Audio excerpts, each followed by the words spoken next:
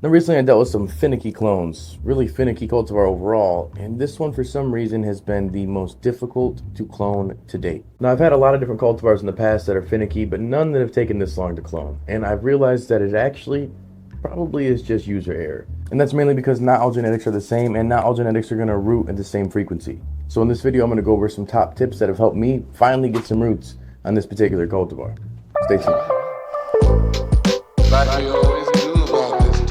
So if you're new here, my name is Rob and this is CLtv and we talk about all things herb. Today in particular, we're going to be talking about cloning plants. This video is strictly for educational purposes only, so YouTube, don't get it twisted. Now the first thing that I thought in the troubleshooting method for me was the temperature. Now this could be the ambient room temperature or the temperature of the roots themselves or the cuts themselves. Now you're not going to want your water temperature too low or too high. You're going to want to be sitting around 70 to 75 degrees Fahrenheit, give or take. In your room it can be slightly warmer. You could be looking anywhere from 75 to 80 degrees Fahrenheit. It's not going to hurt that plant in there. You definitely do want it to be more of a jungle type of climate, more humid, an area that's going to be more thriving for that cut to turn into a clone. Now you can also use a heat mat. Those do come in handy depending on the environment, of course, but you don't want to run them the entire time. You probably want to do them in different intervals of, let's say, 15 minutes on, 15 minutes off, or depending on what kind of timer you're using, you just don't want to run it the entire time.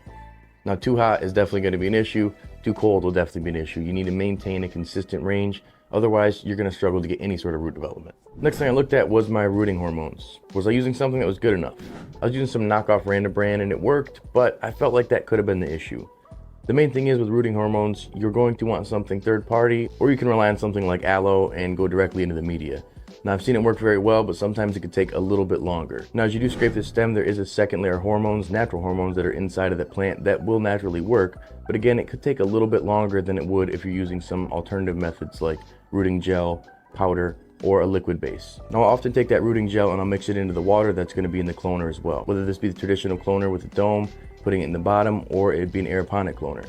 Adding additional hormones in there may be bro science in my mind, but it's worked well for me in the past. Now the choice between gel, powder, or liquid, that's totally preference and depending on what kind of media you're going to be putting this cut into. If you're putting it into an organic plug or something like that, it's going to be a little bit different. You could probably do whatever you want. But if you're going to be putting an aeroponic or a bubble cloner, it most likely will get sprayed off in there and go right into the water. So consider that when making the choice on which to use. Now the next thing I thought it could have been was the environmental factors. Now the humidity in the tent wasn't bad, but the humidity in the dome may have been too much. Oftentimes when I'm running clones, I have them in the same place as seedlings, so I do have a comparable environment to get things started.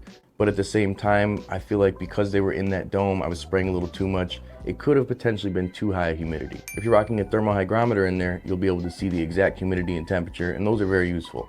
Otherwise, you're gonna have to just go on looking at the plant and seeing how healthy they are. And in this case, half were very healthy, but the other half just were struggling. They do need help. Checking my humidity, it didn't seem like it was an issue whatsoever. Now my next thought was potentially the mother plant. Now this mother plant came from a commercial grow and she was a little more finicky when she was in there and heavily fed. I've transitioned her since then into an organic super soil and it took a while for it to bounce into the regimen that I actually liked without having a little bit of yellowing, a little bit of stress, and just essentially looking hungry. Feed me. So I upped the nutrients quite a bit and it was a little too much.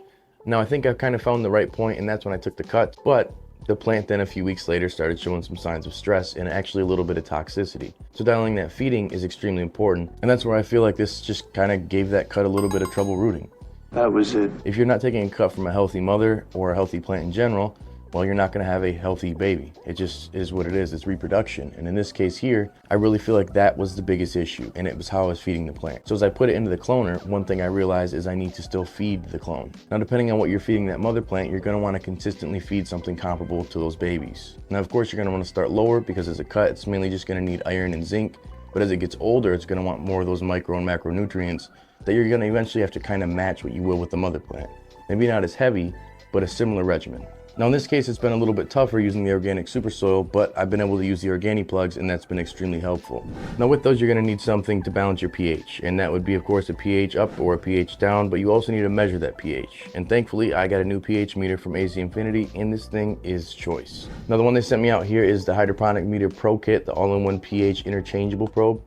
This one measures acidity, alkalinity, EC, TDS, temp, salinity of the water, the whole nines. It's everything and all in one, and this is exactly what I needed. I've got two different pens I'm currently using right now, a ppm meter or EC meter and a pH meter, and they're both honestly good. They're great, but I've got separate ones. Now having the single one here, big shout out to AC Infinity. Not the first of its kind, but in my opinion, the best of its kind. Now, if you want to get this all-in-one pH meter from AC Infinity, make sure you go to their website. You can get it now, but it won't be shipped out until November 27th, depending on when you're seeing this video. But whenever you are, make sure you use discount code CLtv at checkout to save yourself some money and help support the channel.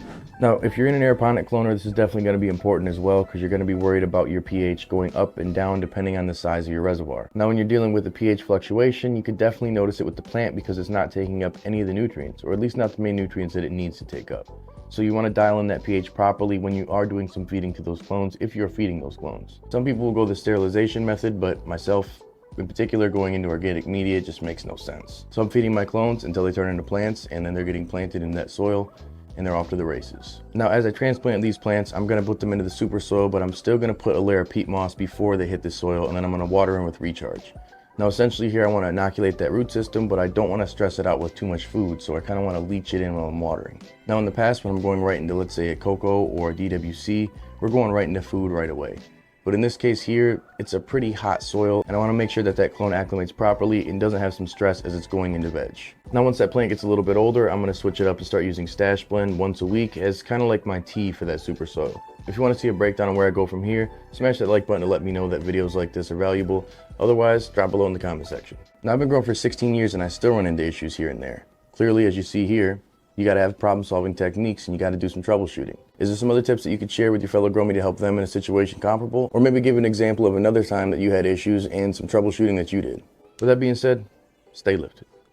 Peace. Growers who are looking for that secret sauce usually are just missing something from their garden. And to help with that, we bring you the Stash Blend Premium Plant Additive. Stash Blend brings beneficial bacteria, silicon, seaweed, humic acid, and has enough macronutrition to help lower the dosages of your base feed too. Unleash your plant's true potential with Stash Blend Premium Plant Additive. Available at Growers House.